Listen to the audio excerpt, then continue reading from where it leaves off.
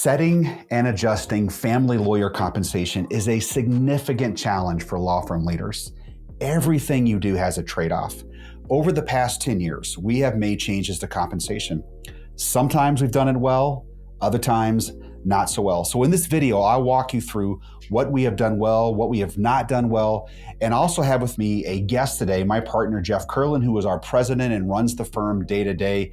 And he just orchestrated a recent change to our lawyer compensation that went off extremely well. So welcome, Jeff Kerlin, to the show. Thanks. I'm really glad to be here. Jeff, as you know, when we go to these mastermind meetings, we always are getting questions around lawyer compensation and changing that. So we want to do a show here today on how we have changed lawyer compensation over the years. So let me first set the context for our conversation and maybe take us back to our early days and bring us up to speed here. So 10 years ago, when Tony Carls and I started Sterling Lawyers, we had really no model for lawyer compensation to work off of other than just the straight percentage model, which is what I had when I practiced as a lawyer. So we adopted that. And essentially for most of our history, we paid on a percentage of collection. So if a lawyer collected $100,000 in a year or a quarter, for example, they would get paid 35% of that. Then we enhanced that at some point along the way to add an additional 10% for referrals. And so if a lawyer referred in a client or they had someone else refer in a client on behalf of that lawyer, then we paid an additional 10% of that. And it was a very generous, it still is a very generous kind of definition.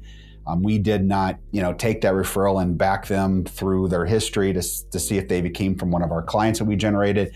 It was just like if the lawyer did a good job and someone referred them back or even a past client came back, we counted that as a referral. And so what happened was over the years, that 35% worked fairly well, actually. And it started to break down about year 6 or so, 7 into our existence, when at that time we started adding a significant amount of more expenses to our firm. In the early days, lawyers did not have access to a paralegal other than maybe sharing one among many lawyers. And so we started adding more and more paralegals and legal assistants. We started adding e-filers and started building up other expenses, started spending more money in marketing to keep the funnel going. And our expense threshold just kept going up and up and up. And then we got to about 2021, 2022 and realized that we were not sustainable with what we were doing from an expense standpoint, especially as we got into the latter part of 2022. And we started looking at a compensation model, a significant compensation model change that was a pretty large reduction overall. And I was very concerned that we needed to do this. We needed to do it right away and kind of bring it more in line with what we could afford. And so I was a big advocate of pushing that through. And it had some bright points after execution and had a lot of dark points after execution, of which we'll get into here as we talk this through. So the context is in 2022, at the end of that year, we had a significant lawyer compensation change, and we saw how that played out over 23, over 24. And then you, Jeff, started working with Holly and Katie, our managing partners, at the really kind of about the beginning of 24. So a year into this new comp plan. And you spent the whole year working methodically, carefully, attentively through the whole process. And I learned a lot watching you do it because I was hands off. I just completely delegated that to you. You took it well. You didn't skip a beat when picking up that opportunity to do that. So one more thing just for our viewers and listeners to understand is the 2022 comp change that started January 1 of 23. We called that what we called the partner group model. Essentially, we had 25, 26, 27 attorneys or so on the team at that point. And we have 4 different regional offices. And for the lack of a better, more detailed description, essentially, each office was managed by 1 or 2 senior or 3 senior partners in the case of Illinois, for example. And those senior partners essentially were responsible for all the other partners and senior associates and associates underneath them. And they were responsible for helping them get going and training them, and then they received some additional compensation for that. So it was kind of like 4 separate businesses within one. We can certainly go a lot deeper explaining how we designed it, but essentially that's That was the model that was in place through 23 and 24. It had a lot of flaws that you and Holly and Katie in particular, as well as the other teammates have modified. What have I left out there in that context to bring our audience up to speed with where we're at today? No, that's pretty good. I would add two things. That I was part of the 2022 change, so I own that with you. I think a big factor is we had been working on a change with the attorneys for quite a while, and then we kind of just shifted gears. We went a whole new way. We weren't going to go with what we had been soliciting information on with them and went with the partner group model because we really felt strongly that that was kind of the secret sauce and was going to be amazing. And that's a big part of the story because they spent a lot of time vesting in a new model, and then we kind of pulled the rug out from under them, if you will, and made this sudden change. That's true. And that was about November. So this had Correct. been, as you say that, I do recall we had focus groups on that for, I don't know, 6 months or so, right?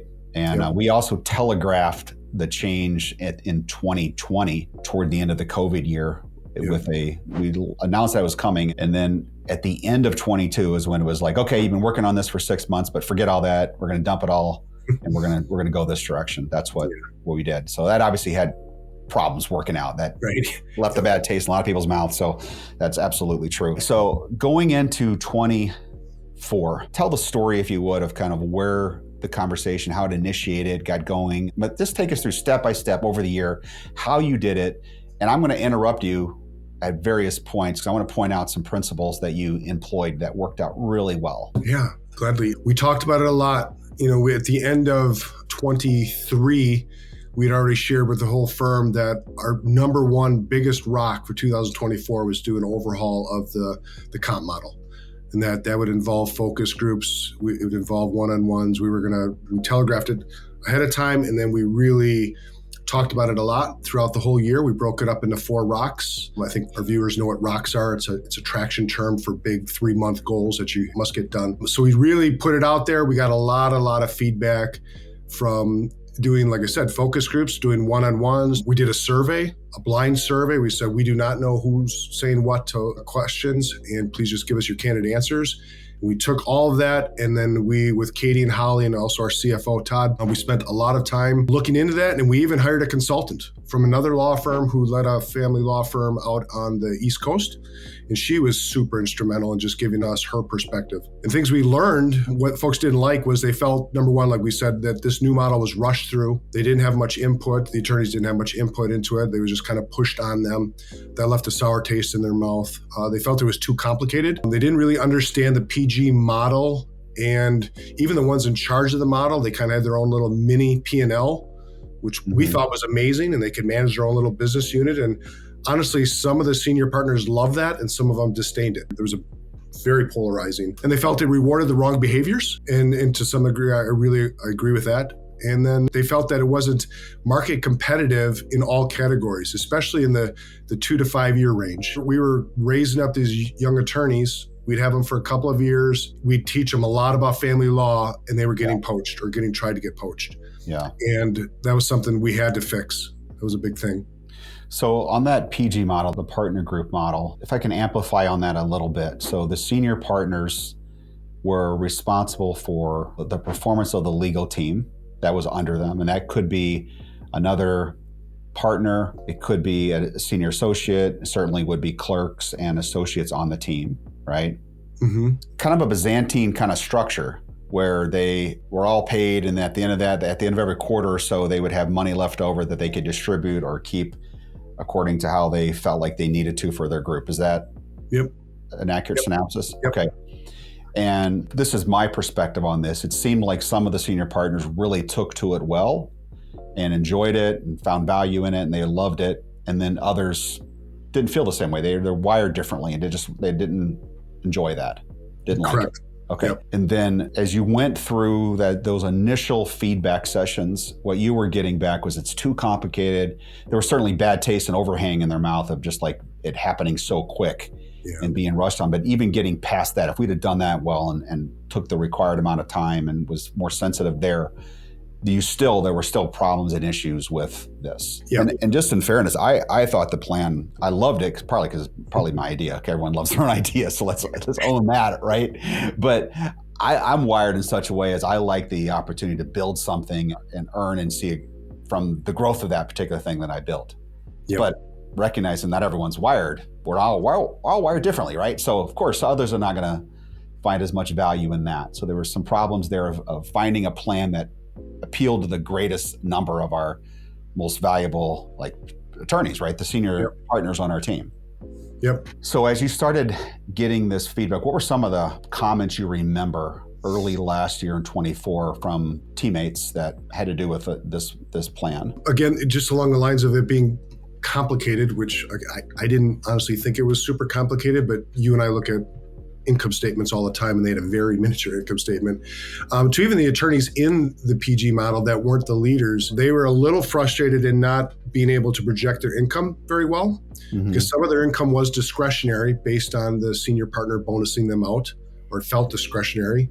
And that was unnerving, although I think our partners were very gracious and gave a lot back. To just also, there's just other complications that got lumped into the model, and that, how do I get to the next level? How do I become a partner here? How do I become a senior associate? It seemed ambiguous to folks. It really wasn't well documented. And this had to do when folks wanted to make more money. They were like, well, how do I get to the next level? They didn't really know how, and they felt that it was very subjective and that it wasn't objective, and it was kind of a popularity contest. We didn't feel it was, but that's the way it was perceived. So it was very important. Yeah. So perception's reality, right? Yeah, so absolutely. It's that way. So there wasn't a clear path for a lawyer to say, okay, that's my next milestone I need to reach to grow. Yep. That was a big deal. So and we'll talk about that, I think, in a little bit. That was something we absolutely addressed in this new model. It's super rewarding. But the biggest thing, I think, is they didn't feel heard. We like to tout that we're very transparent, we're very open, we share everything, we collaborate. And the way this came off is it didn't feel that way, and that just left a sour taste in folks' mouth, and it didn't go away until we addressed it. So when you did the survey, I'm always curious as what kind of response rates did you get? Do you recall what the survey response rate was? Yeah, I think it was a little higher than normal in this. It was in like the high 60s, maybe low 70% range. And it went out to the lawyers that were all part of it. All the lawyers. Yeah. Okay. And did you get value out of that? And did you get real candid, actionable comments and feedback there? Do you recall? We did. It was along the lines of some of the things I've just said. In one of the summons, that's one of our bi-monthly check-ins with the whole firm, we talked about, this is what we heard from you. And this is what, we believe we heard you say. This is what we're going to do. We're going to address this. We don't have answers yet, but we are taking it very seriously, and we're going to respond to you with our thoughts. Yeah. As you were going through that feedback period, so let's call this the first Q1 and Q2 of 24, were you picking up on any sort of lost trust with the team from a standpoint? Because this is an area you can really lose trust quick when you deal with people's compensation. Certainly. And we talked about that, Katie and Holly and Todd and I. That was something, if nothing else, we had to regain trust, especially in this category. Yeah. And we were going to be as collaborative as possible. And I think everybody is fairly reasonable. We can't just give you whatever you want to make for earnings. Life just isn't that way, and business isn't that way. But we can listen to you. And folks just wanted to be listened to and us to rationalize and go, well, we can't do that. I can say we were constantly looking for opportunities to say yes to whatever people brought up. Yes, we can do that. Yeah. Hello, Jeff here. My team and I have built a family law practice resource website at jsterlinghughes.com. That's jsterlinghughes.com.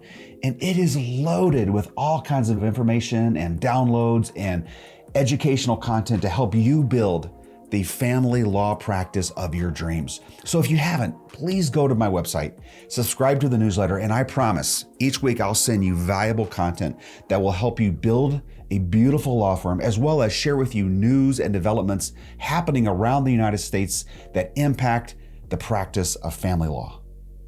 So restating that, just taking the time to show compassion, empathy, and listen doesn't mean you have to agree or do what they're asking, but listening. And that's something that at the end of 22, we just did not do as well as we needed to. And as a result, we lost trust, right? Yep. Yeah. Okay. So pick up where I interrupted you as you're telling the story. You're doing these focus groups, you're doing surveys, you've hired this consultant. What's happening behind the scenes? Are you starting to build a framework for this new plan? What happened? Yeah, I spent a lot of time with Todd, our CFO, looking back on what did attorneys make over, especially the last 3 years, various attorneys, so that we could literally go. We wanted to be able to take 2023 at this point collections and everything that the attorneys did, plug it into this new model and be able to show them this is what you made in 2023. If you do the exact same thing again, by the end of 24, we were able to do the same thing with 24. You could plug it in at 25, you'd be able to very quickly compare what will your new earnings be. So we did that with every single attorney, and we created a calculator for them, but I'm getting ahead of myself. We did a lot of counting the costs because ultimately I needed to know from our CFO, what can we afford? And that as a percentage of sales, what can we afford? And we came up with that. And I can tell you, we threw a lot of things into this plan with the managing partners that we wanted to do, our hearts wanted to do, and we're just like, we just can't afford this. So something's got to give and take. And we rationalized with them, and we did some of that with the attorneys, especially the senior attorneys. We kind of had our idea of where we wanted to end up or where we needed to end up and be under and what that plan might look like. And then we allowed for tweaking of it, taking from here to put in this category, what have you. Yeah. It still ended up in something we could afford.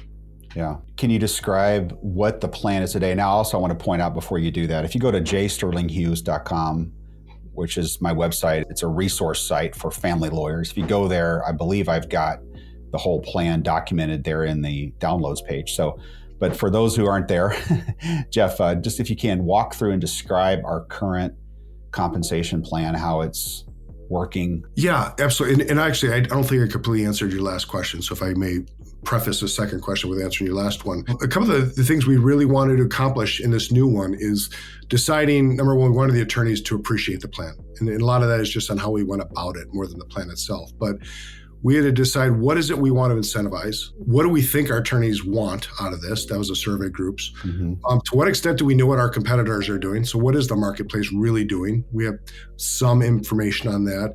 And then, like I said, what can we afford? You get a lot of rumors from that whole. A lot of rumors, surprisingly, we had a couple of we'd get an email, someone's trying to get poached, here's what I would pay you sort of thing. Yeah. But it's mostly rumors. You're absolutely right. Yeah.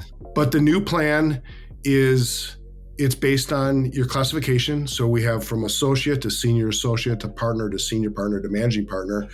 Each classification has a higher level as you go up, a higher percentage level of collections. They can also earn money on referrals. And again, the higher you go up in your competency, the higher the referral percentage you can get.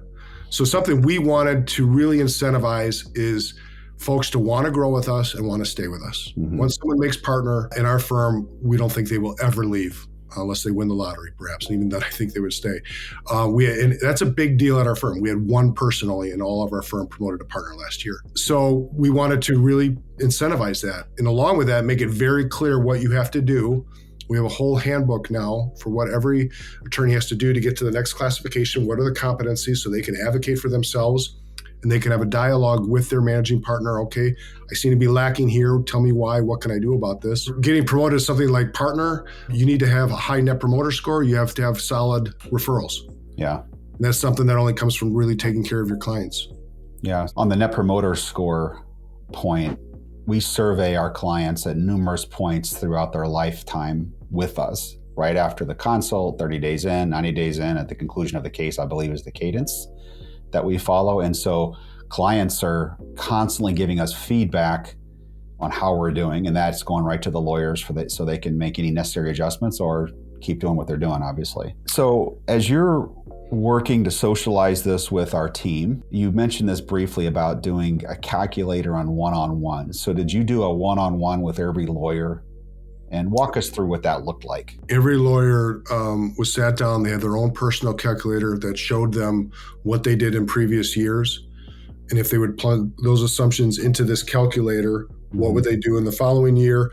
And make some new assumptions. Do you think your collections will grow? Do you think your referrals will grow? We have a new thing in this model where folks, if maybe they have a high caseload, they don't want to take on any more files at the same velocity, but they have time to do consultations and they're really good at the console room, they can just do consults and pass them off if that's been approved by the managing partner. So it's just another little lever they can push going, hey, if you want to do X amount of consults per week and this is your closing rate, here's something else you could earn without actually adding collections to your whole pot. The percentages that they're paid, can you amplify on that a little bit? How does that work? It goes from, but broad speaking, just so we've got something to work with when we're listening here. From 20% all the way up to 35%. And then that's for the one who handles the case, right? That's for, let me step back. That would be total collections. So we have an owner gets paid a percentage. The closer, the one who actually does the consult, builds the trust with the client, they hire us, they're paid a certain percentage. It could be the same person, right? And then an additional amount would be for a referral for whoever is the referring attorney. So there's really 3 ways per file, right? Correct. Okay. And the total collections is regulated by the role that you're in, from associate all the way up to managing partner. So a senior associate would be paid less than a senior partner for the same exact case. Vice versa. A senior partner would be paid more than a senior associate, yes. Yes, that's what I'm going to say. Okay. So applying the same numbers to a case, you're going to get a different outcome depending on what position you're in. Correct. Which certainly incentivize the attorney to continue to grow and move up. Okay, so after having the one-on-ones, you had an announcement to the entire team, the legal team, right? So pick up the story up there. What happened? Yeah, actually, we had one-on-ones with the senior partners because this was a big change for them. They were going to be going from running a partner group, like their own little mini firm, to still being a leader in our organization and still having expectations that go with that, but more to their own performance, again, to where they had been prior to 2022. We spent a lot of time with them as well as everybody else and kind of pre-shadowing what's to come. Like, here's where we're looking like we're going to add land. How do you feel about this? To then announce it to the team. We had an all attorney team. Like, here's what the plan looks like. We're going to be meeting with each one of you individually. This is just the overall framework for the plan. But we want to spend as much time with every one of you as necessary for you to really understand this. Our human resources team, we call them Team Growth, came up with a wonderful competency model that shows really, in a pictorial sense, this whole comp model and breaks it down and makes it very easy to follow, along with our CFO did the calculator. So when our managing partners met one-on-one with every attorney, they could literally plug them in and say, here's what you're going to be paid per your collections, for closing, for referrals, what have you, and go through those assumptions. We went through with every single one. It was, honestly, everybody was very happy with this. I think with the collaboration, with the professionalism of how it was handled, and with the personal touch of having our 2 managing partners sit down with every single attorney, it was 2-on-1, and just making sure they understand this and not rush it and just really give them that personal touch again. So how many months from the very start till whenever it was finally enacted and done, how many months was that? Probably about 14. Okay. November 1st. Yeah, it was a long time. Methodical, careful. Yeah. Very time intensive to do it right. What kind of grade would you give the team for pulling this off? An A. This was one of the bigger things that we've accomplished. I would. I was going to tell you, definitely an A+ from my standpoint. I was involved very little. I think you and I had probably a dozen conversations on sidebars, but I don't think I met with Holly and Katie at all on this. Maybe once in the entire year. Worked out well. Katie and Holly did a magnificent job. This was hard on them. They're shoulder to shoulder with all our attorneys every day. We're not a top-down organization by any regards, especially with our managing partners. And playing that role of the boss, but still collaborating with their co-workers, if you will, and hearing from them, but also do we just have a reality that we have a budget is a challenging thing to do. And they did it just wonderfully. Yeah, that's threading a leadership needle right there, and they did that really well. Jeff, one of the most challenging problems that any leader faces growing a family law firm is bringing on these inexperienced lawyers, training them, getting their buy-in, and helping them become really effective advocates and lawyers, not only for our clients, but also from a business standpoint within our firm. That's really, really difficult. If I look back over 10 years, I would characterize that as the number one obstacle that we have faced time and time again. Has that we could always get more clients through marketing. We could always handle operations. We can handle hiring and all that stuff. But that training component is so hard to get done because it requires an enormous amount of alignment across the full leadership team as well as the lawyers, all the lawyers. And that's really hard to do from a compensation standpoint. So I know one of the mandates that we had on this change was come up with a plan where we could actually bring in newbies, we call them, right? So clerks even, those aren't even out of law school yet, and bring them into competency both from a legal standpoint and a business standpoint. So talk to that and how this plan is effective at doing that and how you see it unfolding as we move forward. Yeah, I'm glad you brought that up. That was a significant part of this plan. Our two managing partners, they're in, we have 4 regions, but they reside in each in one region. And they both have produced, use it in quotations, magnificent lawyers because they're right there. They're shoulder to shoulder, literally with them, walking them through, living life with them, and turning out some great, great attorneys. It's harder to do that across, a couple hundred miles to Madison from Milwaukee or what have you. One of the things we did is our managing partners have been freed up. They don't have their own files. They are freed up now to really coach and duplicate themselves and come alongside and mentor and coach and bring up these attorneys. And our human resources department created a rubric which shows all the competencies that an attorney needs to have in our law firm, from sterling competencies, how to navigate our client management system, to just family law competencies.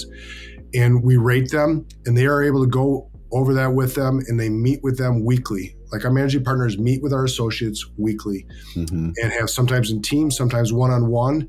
And something we want to do for us, as well as the associate attorney, is we want to fail fast. And we don't want to find out 2 years from now that, family law, it just isn't for you. And you didn't find that out until month 20 because you were never in a courtroom before then, or you never actually handled a case. And we want to find that out a lot sooner. And we don't by no means throw them to the wolves. What we do is we give them lots of opportunities to kind of play second chair and handle different things, like focus on one competency and just I'm going to keep filing until you move on to the next thing and prove that you've got that down.